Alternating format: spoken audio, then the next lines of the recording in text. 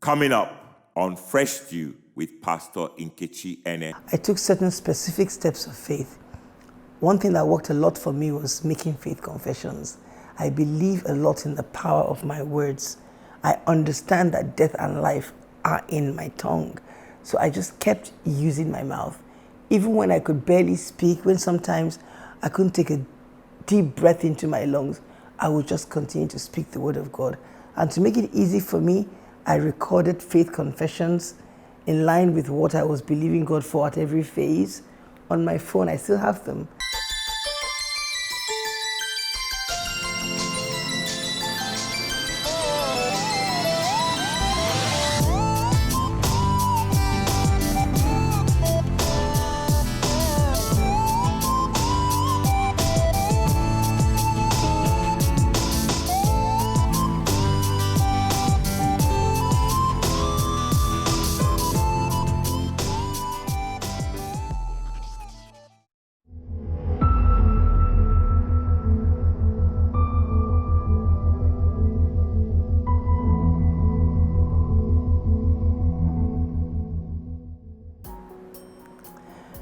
I've always been a healthy person, considered myself a healthy person.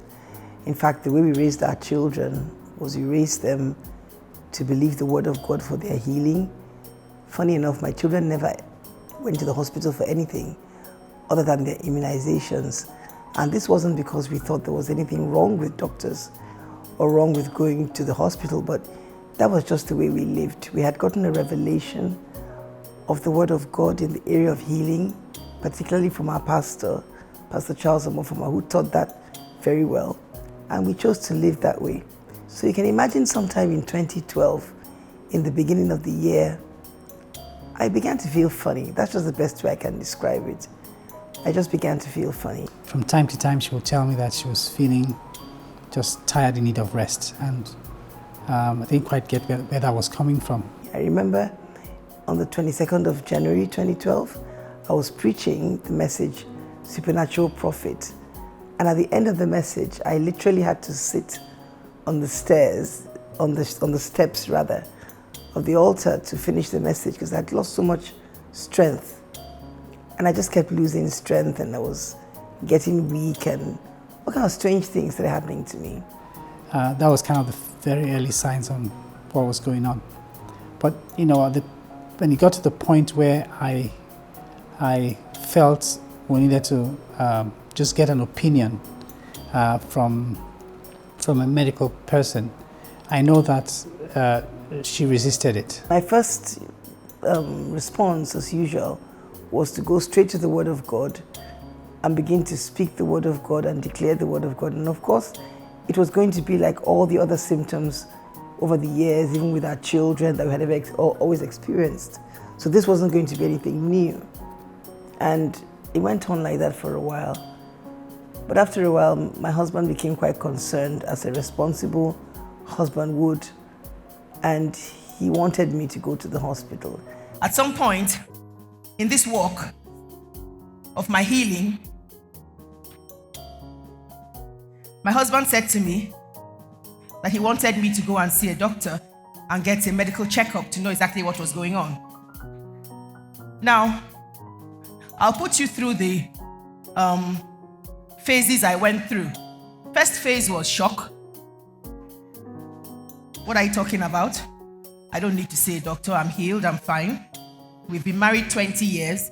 Our children have never had to see a doctor for anything but immunization. So where is this doctor business coming from? And that was really strange because in 2012, we'd been married, 20 years? And we'd never, ever, ever taken that route. So I thought, what are you talking about? God is going to come through for me. I just need to rest. I kept saying, I just need to rest. And I kept resting and I just kept getting weaker.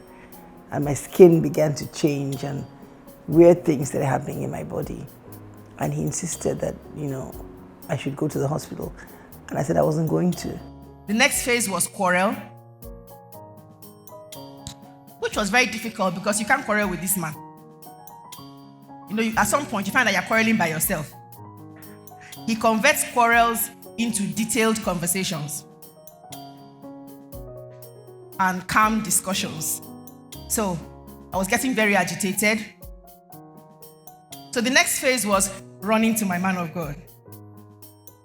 So I called on my man of God. I was in the US then, believing that my man of God will advise him to respect himself. Does he not know I'm a man of God? Not knowing that he had gotten to my man of God before me. So I had to talk to our pastor then, Pastor Charles, and I told him what I was thinking. And he then spoke to my wife and told her that since that was kind of a position that I held, that she should just go along with it. And then we did see a medical doctor. And Pastor Charles called me. I remember then we're in the US, and he said to me, you know, what's going on with you? Are you still having those symptoms? Your husband says he wants you to go to the hospital. I think you should go. And I remember that day I cried and I said, no, Pastor, God has healed me. I know the word of God. I don't need any doctors. I'm not going down that road. And he advised me to go. And he gave me a word. He said, God will honor you. And God will honor you if you do what your husband would ask you to do. And I just had peace from that moment. And after the phase of crying was the phase of preaching Mother's Collection to myself, which was the phase of submission. And after the phase of submission came the phase of agreement. So after those phases, we actually went and saw a doctor for a checkup. And that's where my testimony comes. Testimony I want to share here with you comes in. I can't say what would have happened if I didn't go. I can't say this would have happened or this wouldn't have happened, but I'm glad I went. And I didn't go grudgingly. Once I had that peace, I yielded and I went. The first time we saw the doctor, it was, it must be some bacterial infection or something. And we thought that was it, but that wasn't actually the case. It was something that they just couldn't figure out what was going on. Now it came to a head when I was going to travel to Houston from Nigeria for the big oil and gas conference. And something really impressed upon me that my wife needed to go with me on that trip. And she didn't want to go, point blank. In fact, she said, you go ahead, and when you come back, then we can think about what else to do. But I just knew she had to go. And I insisted that she went with me on that trip. And that was a trip when everything just kind of broke loose. And then the journey began, and they began to check this and check that. And, you know, they really couldn't come up with anything. I just kept getting worse. At some point, I needed to be on oxygen to move around. Not just oxygen mask. I had to have oxygen put on me and had the oxygen tank a distance away, and I was on oxygen. And it got really bad. I remember I literally gave up like 3 times. Once I was on the flight and I was literally going. And Jesus always came through for me. But that's how bad it got. And they never really came up with a diagnosis. That was the interesting thing. In fact, it was sometime in 2018 during a routine checkup that the doctor now placed his finger on what he described as, you know, the diagnosis at that time, 6 years later. But thank God Jesus had gotten there before him. And this deterioration continued. But one thing I found out was I had gotten so much of the word of God in me that I knew the doctor's word was not the final authority. And I learned not to make the doctor's word law. That's the kind of thing I taught in my message, you know, what divine healing is not. First thing you need to know is that divine healing is not about a war against doctors and drugs. Maybe you didn't think I was going to say this because of how I started, right? Let me say it again. Divine healing is not about a war against doctors or drugs. A very common statement you find among born-again Christians is, in my church, we don't take drugs. In my church, we don't take medicine. That's not doctrine. That's not revelation. That's not something you're supposed to say. In my church, we don't take drugs. It sounds like drugs and doctors are from the devil. It's not a war against doctors. Neither is it a situation where you just go to the doctors like that. I found that I had to be sensitive and go to the doctors with my faith. and with all my spiritual sensitivities alert. And there are times the doctors would say certain things, and I'd say to them, no, I don't accept that. The symptoms might be saying that, but I'm not going to run with that. This whole walk of healing and health and faith has been something that's challenged me. The way Pastor Ketch approached every single step of the way was kind of a dynamic, deliberate look at what God's picture was versus what the enemy was presenting at that particular moment. And so it was always, whatever is being presented, she will reach out to what God's picture was and hang on to that and declare it and begin to walk into it, irrespective of what the circumstances dictated. In one of the visits we made, I'm talking about a revelation of his what? Results in what? The man looked at us and said, Mr. and Mrs. Ene, I am sorry that I have to have this conversation with you. It's not a conversation I would have wanted to have. If I miss out anything in this particular testimony, correct me.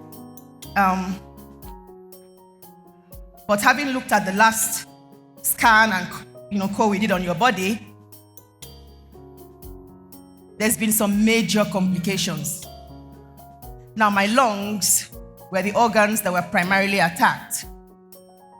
There have been some major complications, and this was on a Wednesday, I believe, Wednesday or Thursday, and we were due to travel back to Nigeria on Sunday. And he said, don't even consider traveling. That what has happened is your lungs have torn from where they are supposed to be fixed. They are collapsing.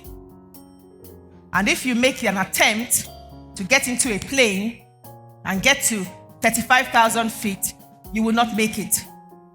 And the doctor said, you cannot travel, you're going to die if you attempt to travel, because of the altitude. And that for me was a faith challenge again. I have a psalm in my book, Dancing with Your Spirit, that is titled, I Will Not Die. And that describes this kind of situation where the doctors told me that if I went on a particular flight, I wouldn't make it. They were quite clear about that. They gave some graphic explanations as to how my lungs would rip apart if I went on that flight. And his counsel was I should come in on Monday. Then they would lie me down in one place for like, how many weeks did he say? 3, 4, 5 weeks. So that hopefully the lungs will sew themselves back to where they were supposed to be, and then they would permit me to travel. When a doctor tells you, I'm sorry, I wish I didn't have to have this conversation with you, you better know the very present help in time of trouble. I'm getting there. So he said, even if you have oxygen support, it's not going to help you. By this time, a side of my face was swollen. And if you actually touched my neck or touched different parts of this area, you would hear the air. You'd actually feel the air and hear the air that was leaking out of the torn section of the lungs. So physically, what he was saying was true, factual, but it wasn't the truth. Was it what Jehovah said? But he says, look, you will die. Now, when he said that, he went on to say something that made it clear who was speaking through him. He said, and when it happens up there at 35,000 feet, there will be no one there to help you. Do you hear what I hear? He says there will be no one there to help you. That was a mistake. Maybe I may have bought his lie if he didn't say that. But the minute he said that, I heard the devil speaking. There would be no one up there to help me. There would be no one up there to help me. Before this time, I had been on a flight alone in this period. Before this time, when we saw him, where I was in the air and I stopped breathing. All my systems shut down and I was flying alone. I was in first class. And I started gasping and I couldn't breathe. And I found myself saying, I can't breathe. And the one who was up there to help me said to me, don't say you can't breathe. Say I can breathe and I can do all things through Christ who strengthens me. He was up there to help me. So immediately I changed my confession. Can breathe. Can breathe. Can do all things. And the man who was sitting next to me heard me and got up from his seat and came to me and said, Madam, are you okay? I couldn't even more like, get away, I'm doing something here. Madam, are you fine? I can't. Long and short, I began to breathe again. So this guy now tells me there will be no one up there to help me. Was that true? I had a revelation of his presence. So he asked us to leave and come back on Monday, cancel the flight. My husband asked him again, are you saying there is a risk to her dying? He said yes. And when it starts to collapse, there's nothing anybody can do at that altitude. I said thank you and we left. We didn't talk initially. He dropped me off where we were staying and went out. Emeka came back and by the next day he said to me, we're traveling. Because we had to be in agreement. Without agreement, the miracle was not going to happen. And we agreed, we held our hands in agreement. I know I didn't say anything and she was wondering what was ongoing with me until I told her, I think we need to go on the trip. We needed to come back to Nigeria. And we held hands and we agreed. To cut a long story short, Emeka and I decided that we were going to go on that flight. It was a 12-hour flight from the US back to Abuja. We had a 12-hour flight ahead of us. We were flying United. The man had said, if it is a 1-hour flight, we could have taken the risk. But madam, this is a 12-hour flight. You will not make it. Don't try it. So we didn't call him. That Saturday, I'm cutting some things out. He started calling us to confirm we were coming in on Monday. We didn't take the call. We got on that flight and we had 12 hours Shalom flight to Lagos. Nothing missing, nothing broken. Throughout the journey was a journey of faith. And we landed in Nigeria. And we caught another local flight to Abuja at that time. I made it through the flight and came back and wrote that psalm, I will not die. So that was really as the journey began. And it just continued through the years, I would say. That in itself, that experience in itself kind of strengthened me. It's almost like, it's like faith upon faith. In little steps, he proves himself faithful. And then that gives you that faithfulness kind of keeps you going to the next step.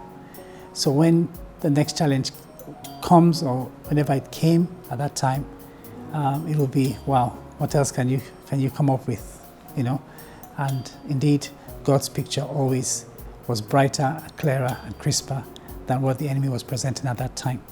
I would get better. There would be highs, there would be lows. Sometimes my skin would go bad. Sometimes my skin would be good. There were times I got some nasty letters, people telling me I must have been bleaching because I'd go really bright, then I'd be dark again. And kind of weird reactions and things were happening in my body that really made no sense because the doctors really had no diagnosis at that time. I would be big, then I'd be small, then I'd look like I was a hunger victim, then I'd look obese, and all kinds of weird things were happening. But through it all, I stayed consistent with the Word of God. I knew that God had come through for me, and that was really all that mattered, at that time. So as all of this happened, I just continued to hold on to the Word of God. Just continued to believe what the Word of God, said. I remember once the enemy came to me and suggested to me that I was going to die. And he was quite explicit about how I was going to die. And I just said to him, I spoke out loud. I was in the room then, and I spoke out loud and I said, I have never sowed death, either in my words or in my thoughts or in my actions, and you will only reap what you sow. So there is no way, it is impossible, or as Pastor Charles would say, it is impossible for you to have a harvest of death if you haven't sown death. And I said quite confidently, I'm not going to die because I haven't sown death. So where is death going to come in through? And then I told him, okay, now you sit down. Sit down, just sit down, right there. I'd seen a man of God do this once, or say he did this. And I said, sit down right there. Pull up a chair and sit down. And the enemy sat down, as it were. And I began to tell him about his life. I said, well, this was going to happen to you. And this is where you're going to end up. Oh, and where are you going? I'm not done with you yet. Sit down, I'm not done. When I'm done with you, you can leave. And I told him off. And I told him never to try again to come into my thoughts and tell me I was going to die, because I had no business dying. I hadn't sown death and I wasn't going to die. And he tried different ways to get me off track. Your thoughts would always come after you, and you either take them or you reject them and say, they're not mine, I'm not taking them. He tried through offense. That's something else he did a lot. He tried to get me offended with people. People did all kind of weird things. People you had as a pastor, you invested so much of your life into. They turned around and stabbed you in the back, and then you'd want to say, how can this happen? I'm going to get upset. But I knew that the love of God was an armor I needed to keep around me. And so I just kept forgiving and dropping it and letting it go, because I recognized where again it was coming from. The enemy was desperate to try to get in through one way or the other.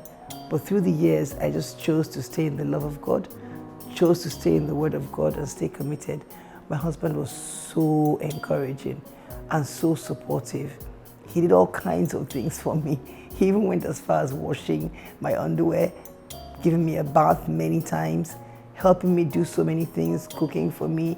I remember when it was our 20th anniversary, then I was in the US on oxygen, and he put balloons in the flat and set up the whole place and got me some ogbono soup and some nice pounded yam to take at that time. I don't know where he got ogbono soup from in the US, but he did all kinds of things for me. One thing he did not do was he never showed me any sympathy. And I say that very clearly. He didn't show me any sympathy. He showed me love, he showed me compassion, but there was never any pity. He never went, oh my darling, and cry with me. And sometimes when I'd want to get emotional and I'd want to do the woman thing, he just shut me down, because he knew that was another access to death. He never allowed it. And my children were well raised in the word of God, and they gave it back to me. When I'd want to get emotional and say things like, sometimes I'd be coughing, because that was some of the symptoms. And I'd have a basket full of tissue overflowing. I'd cough, I'd put tissue in the basket. Then I'd want to move something. I'd say, Chloe, can you help me move this? And she'd just yell from where she was, Mom, you can move it yourself. I'm thinking, who are these children? They are my children, the children I raised in the Word of God, and they gave me back the Word of God. I never got any sympathy from my children. I didn't get sympathy from my husband, but I got love, I got support, I got encouragement. Many times we spoke the Word of God together. We broke bread as a family, communion. They would pray for me. But once they saw me, fall into the temptation of getting emotional or getting discouraged, they just walk off and leave me alone. Say, Mom, you know better than this. And I'd have to snap out of it very quickly, because there was nobody going to pander to that stuff and give me any emotional injections. I took certain specific steps of faith. One thing that worked a lot for me was making faith confessions. I believe a lot in the power of my words. I understand that death and life are in my tongue. So I just kept using my mouth. Even when I could barely speak, when sometimes I couldn't take a deep breath into my lungs, I would just continue to speak the word of God. And to make it easy for me, I recorded faith confessions in line with what I was believing God for at every phase. On my phone, I still have them. And I would make the confessions in my own words, and then I would speak after myself. Sometimes I'd play it over and over again till I would sleep. If I'm taking a shower, I'd put on my phone loud, and the word was always around me. And it helped me keep the atmosphere of life and the atmosphere of healing all around me. I choose life, that both my descendants and I may live, that I may love the Lord my God, that I may obey his voice. Without boring you with the medical details, I'll just summarize and say the enemy threw so many things at me through the years. At some point, it was like I was chasing him around my body. If it wasn't this thing, then this wouldn't work, and there's something else, and that wouldn't work. But God remained faithful and consistent through it all. God is a good Father. His word works. He's committed to his covenant. He's kind and merciful. And even when sometimes you don't seem to have enough faith to go through the situation, his love and his mercy and his faithfulness just takes you through. That is what happened with me. God raised up people to pray for me. The congregation prayed for me. My friends prayed for me. My family prayed for me. I didn't even know they were praying. I didn't go around shopping and asking people to pray for me. But people just got burdens in their heart on their own, and they held me up in prayer, and I'm very grateful for that. But God is a loving God. There was never one time through those years where I doubted the love of God. There was never one time through those years where I asked God, why? There was never one time through those years where I thought, oh my goodness, this does not work. No. I can tell you one thing. I got a revelation early that I'm a child of God before I'm a man of God. And I think that's what helped me. I just looked at God as my Father, and I knew I was his child.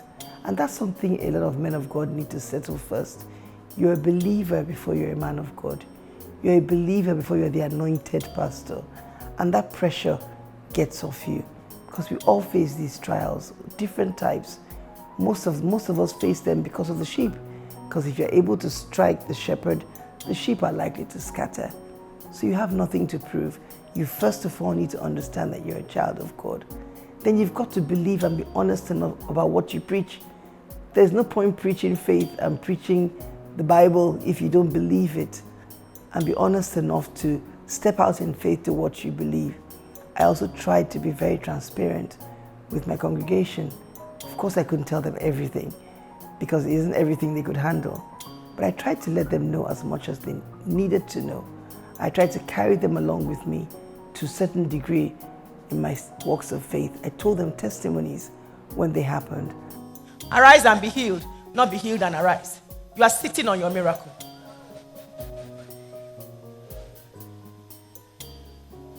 It's not in Jesus' hands anymore. I've come to understand that, even for myself.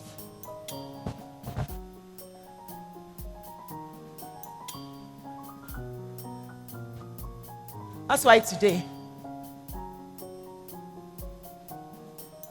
after almost 20 months of not being able to wear high-heeled shoes,